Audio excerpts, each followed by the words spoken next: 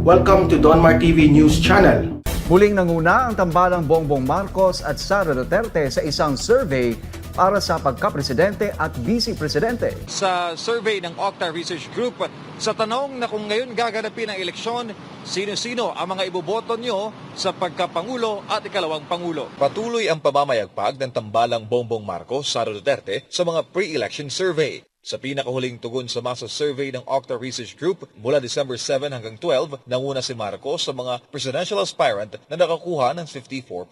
Ayon sa Octa, nanguna si Marcos sa halos lahat ng rehiyon sa buong bansa, lalo na sa Mindanao kung saan nakakuha ito ng 63% score. Sumunod naman si Vice President Leni Robredo na nakakuha lamang ng 14% at Manila Mayor Isko Moreno sa 12%. Magkasunod naman sa pang-apat at pang-limang pwesto sina Senators Manny Pacquiao at Ping Lacson na may tig 10 at 5% na score. Magandang pagtatapos ng taon ito, magandang panimula rin para sa taong darating 2022. Dagdag inspirasyon, dagdag motivation at lalo pa kaming magtatrabaho, magsisikap at susuklian namin, tatapatan ang tiwalang ibinibigay ng milyong-milyong Pilipino sa tambalang Bongbong Marcos at Sara Duterte. Ngayong buwan lamang din ng manguna ang BBM-Sara tandem sa survey ng Publicus Asia at Pulse Asia. Kaya kapansin-pansin na nakukuha at naiintindihan ng taong bayan ang unifying leadership na plataforma ni Marcos, kaya patuloy ang pag-angat nito sa survey. Sapagkat ito ay nanggagaling sa kanyang buong pagkatao, nanggagaling sa kanyang puso, with all sincerity, he is espousing and calling for national unity because Bongbong Marcos knows that the only way we can move forward is we move forward as a nation. Sa VP race, number 1 si Davao City Mayor Sara Duterte na may 50% overall survey score. Kung per region, 71% na nakuhang suporta ni Mayor Sara sa Mindanao, 46% sa Visayas, 44% sa Balance Luzon at 40% sa Metro Manila. Second place naman sa VP survey si Senate President Tito Soto III na may 33%. Third place si Senator Kiko Pangilinan na may 9%. Pang-apat si Doc Willie Ong na may 4%. At panglima si Congressman Lito Atienza na may 1%. Sa senatorial survey, number 1 sa Octa ang broadcaster na si Rafi Tulfo na may 66%. Number 2 si dating senador, ngayon Sorsogon Governor Chicho Escudero na may 60%. At pangatlo si dating House Speaker Alan Peter Cayetano na may 60%. Pasok din sa top 12 si dating senador Loren Legarda, Senator Mig Zubiri, dating VP Jeje Marbinay, dating Public Works Secretary Mark Villar, Pangulo Rodrigo Duterte na naunang binawi ang COC, dating Senador Jingo Estrada, Senator Sherwin Gatchalian, aktor na si Robin Padilla at re-electionist na si Senator Joel Villanueva. Class A, B, and C, kapwa ng una ang BBM Sara Unit Team. Pero ayon kay Attorney Victor Vigues, wala pa talaga sila na ipapanalo dahil nga ang tunay na survey ay sa darating na Mayo 9, o mismong election day sa 2022. Samantala ngayong araw, binuksan naman sa Davao City sa pangunguna ni Mayor Inday ang kanilang masada o yung Mayor Sara Duterte Alliance. Marcos Sara Duterte Alliance ito na headquarters na binuksan ngayong araw kasabay nga ng pangunguna ng tandem sa latest survey ng Octa. Ano ba, sir? Ano bang naging atraso ko, sir? Ba't ba ang taas-taas nyo sa survey? Siguro maraming dahilan yan. At ako naman, siyempre nagtatanong kami sa tao, pinapatanong ko, hindi ako mismo, kung bakit, hindi ko alam. At sinasabi naman na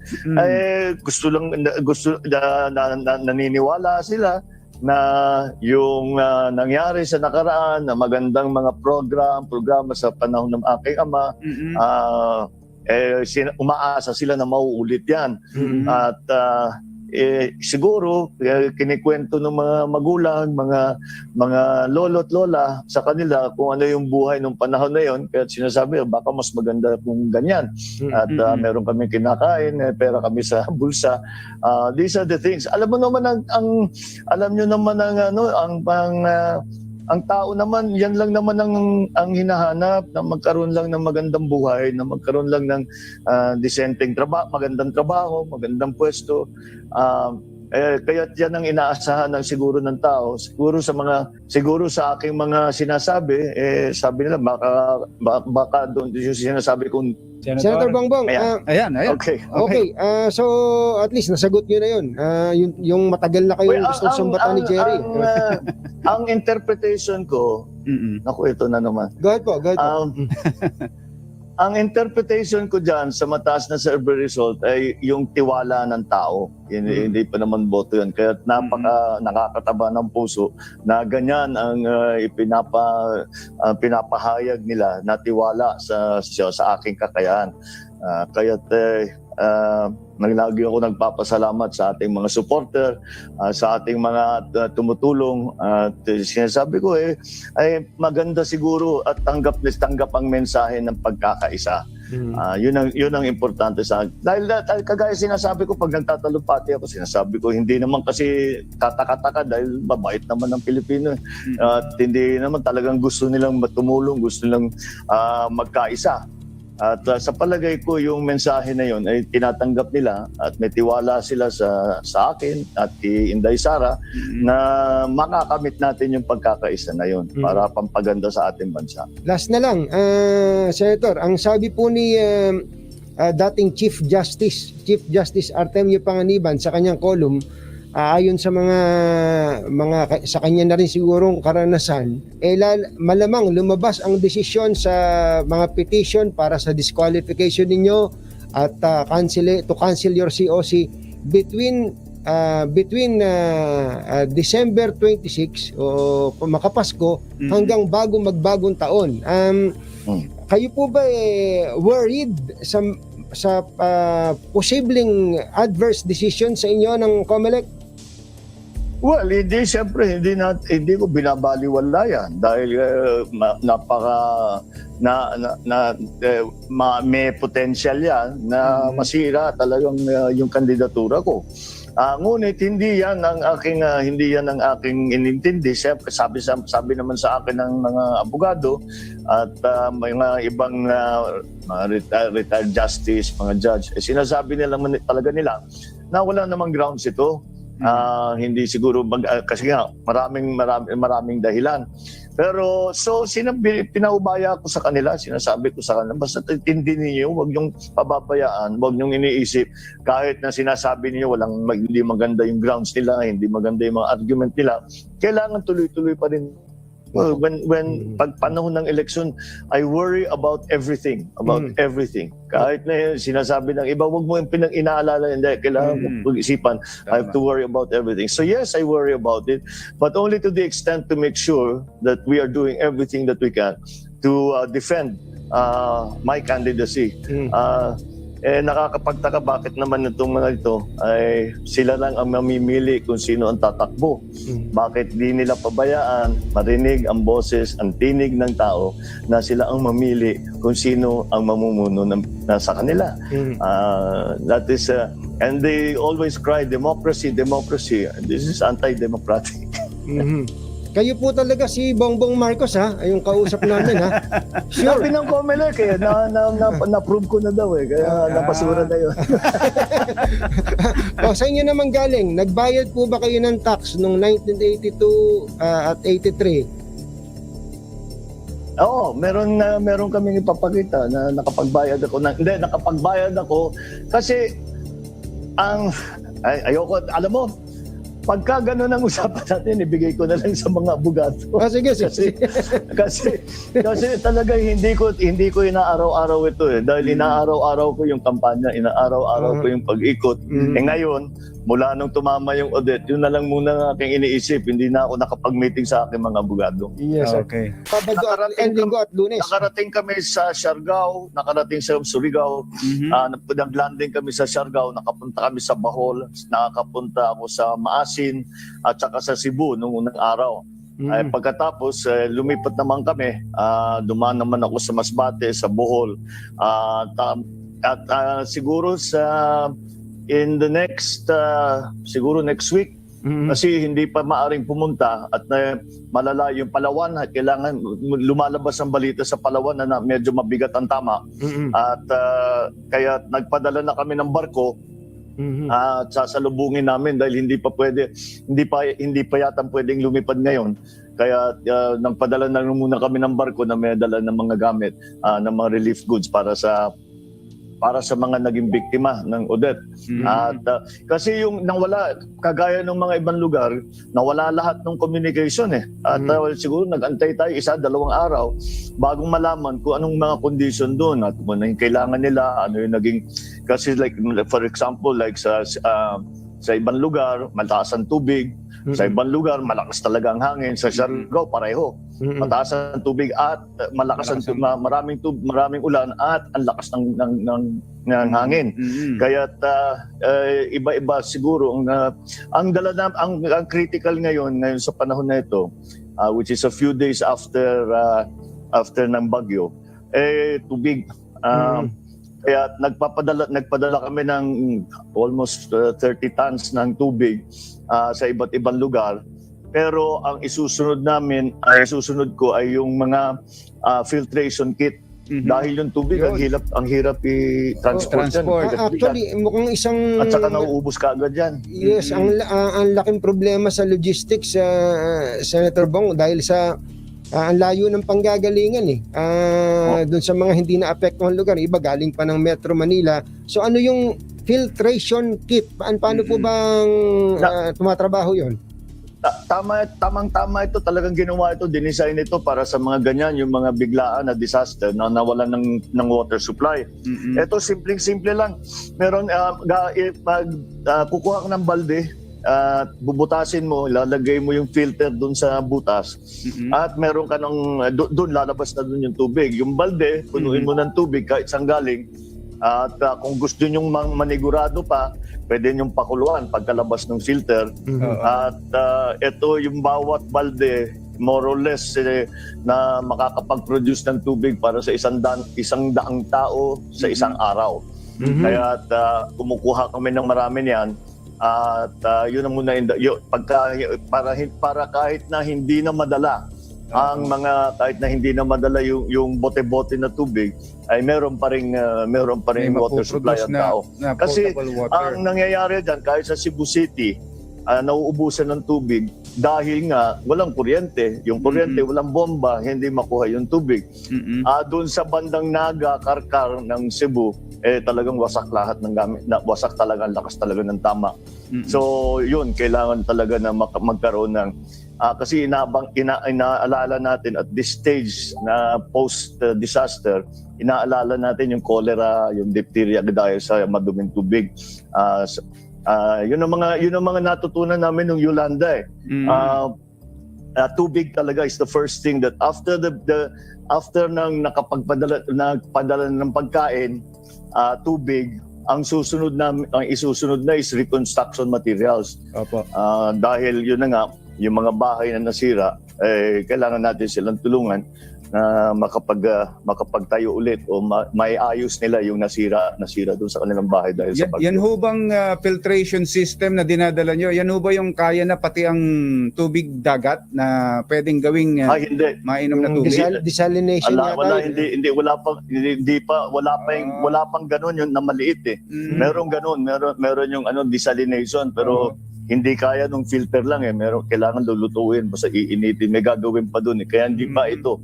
Kaya kukuha ka na lang doon sa kahit sa tabi-tabi, sa ilog, o ilog. Pero okay na yun. Basta kaya nga kung gusto pang magsigurado ng tao para na wala talagang problema, hindi magka-problema lalo na yung mga bata, pakuluan na lang yung tubig tapos yun ang gagamitin pang luto, pang inom. Yun talaga ang kailangan ngayon. Senator Bongbong, bago lang tayo pumalaot, nung nag-umpisa po itong kalamidad na to, itong si Odette, nanawagan tong si Senator Manny Pacquiao, magsama-sama lahat ng presidentiable na magtulong-tulong, magkaisa sa pag-ayuda sa mga naapektuhan ng bagyo. Ang tumugon po sa kanya para magsanib puwersa sila ay si VP Leni Robredo. Gusto lang naming manggaling sa inyo, bakit po ba hindi kayo sumama sa kanila at dumiskarte kayo ng sarili nyo? Dahil Alam niyo, meron akong naging habit sa umaga kasi nung governor ako, naging habit ko yan pagising ko, titingin ka agad ako sa weather, titignan ko kung may parating na bagyo. Kaya't malayo pa yung Odette, nakikita ko na, sabi ko meron parating. Yun lamang, akala namin pupunta na naman ng Samar at Tacloban na sa Samar at Leyte, kagaya ng Yolanda. At hindi kami masyadong nag-aalala kasi nung una namin nakita 65 kilometers per hour ang takbo nung bag ng hangin. Sabi ko kayang-kaya na, hindi magiging malaking problema yan. Pero just in case, sabi ko magpadala na tayo ng yung tinatawag na forward positioning na nagpadala na kami ng relief goods, ng kung ano-ano man, inuna na namin. Sabi ko, lagay ninyo sa lugar na safe dyan para pagdaan ng bagyo, pwede na nating ilabas, ibigay sa mga taong nangangailangan. Habang in the last 24 hours, bago tumamas sa Siargao, ang bilis lumakas nung Odette, hindi super typhoon yan dito mama Friday night. Nung Huwebes ng gabi, hindi super typhoon yan pero biglang lumakas hanggang umabot. Merong mga record sila na umabot ng 295 kilometers per hour. Yung Yolanda, ang gas niya 360. So halos ganun na, nandun na nun sa kategorya yan. Kaya ang nangyari, nasabi ko, hindi na siguro kailangan, unahan ko na dahil ipadala ko na yung mga nasa Tacloban na pinatago namin, nasa ibang lugar. Sabi ko, ilabas na natin. Kaya sabi ko, hindi na siguro kami pwedeng mag-coordinate dahil gumagalaw na kami, nandun na yung mga tao namin. Kaya pag nangyari yun, titigil ko pa at na mag-uusap pa kami, magpaplano. Sabi ko, nangangailangan na yung tao. Sige, basta't hindi namang unahan ito Basta't makatulong lang, makatulong. So, kung tama intindi ko, nauna na pala kayo. Nung Saturday, nakapag-deliver na kami ng ilan sarado pa, nakapag-deliver na kami ng nakapagpadala na, hindi pa nakadating. Nung Sunday, nandun na. In fact, nung magta-turnover kami sa karamihan ng lugar ay ceremonial na lang dahil yung naipadala namin na-distribute na. Kaya mabuti naman ay nakapagpadala kami kaagad dahil hindi mo parang siyempre pag-ikot ko, nakikita ko, sabi ko, parang naalala ko yung Yolanda. Ayaw kong mangyari yung nangyari sa Yolanda at kawawa masyadong tao. Kaya sabi ko, marami naman tayong natutunan dahil sa Yolanda. Ito nga, na yung after yung safety ng tao na nasa evacuation center, siyempre kailangan silang bigyan ng pagkain. Pero ang susunod dyan talaga yung water supply. Ang sumusunod ngayon na problema is fuel. Crudo, gasolina. Oo. Senator, nako, yung signal na naman yata nawala. Ayun, bumabalik. Bumabalik. Linawin lang ho natin, Senator, yon dahil baka maangguluhan pa ng iba yung pangyayari. So hindi dahil sa ayaw ninyo na makapagsanib sa kanila at makipagtulungan, kundi nauna na kasi kayo, nauna na yung trabaho ninyo. Oo nga, hindi ko nga alam kung paano gumagalaw na yung grupo namin kasi hindi naman talaga nagbago, matagal na namin ginagawa ito at saka hindi na namin kailangan humingi ng yung mga relief goods, ng mga donation o bumili pa dahil hindi namin naman tinitigilan yung pagkolekta niyan. Kahit laging meron, hindi ko na nga magamit yung opisina ko sa Rojas Boulevard dahil puno-puno na ng gamit. Lagi naman naka-ready yan. Kasi unfortunately sa Pilipinas, maaasahan mo na magkakaroon ng kahit anong klase na sakuna. Kaya naka-ready, lagi ako nakahanda, lagi kami nakahanda, yung mga team namin nakahanda. At kagaya ng sabi ko, 3 araw pa lang, bago dumating, mga Huwebes pa lang, nagre-repack na kami para ipadala nung maipadala right after ng bagyo. Kasi syempre hindi ka naman magpapaano ng barko kung may bagyo. So right after ng bagyo, nung sinabi sa amin safe na, nag-load na kami ng gamit at pinadala. So hindi sa ganun, hindi naman sa ayaw ko magsanay puwersa, pero sabi ko mahirap kasi ititigil ko pa ito para sasabihin paano gagawin natin, paano paplano, how do we coordinate yung mga grupo natin, saan tayo yung sabi ko basta ituloy ko na lang yung akin. Sang-ayon naman talaga ako doon sa pananawagan ni Sen Manny. At we all can help in any little way. At ito nga, sinasabi ko, naging halimbawa na naman ito ng ugali ng Pilipino na talagang matulungin at talagang mapagmahal sa kapwa.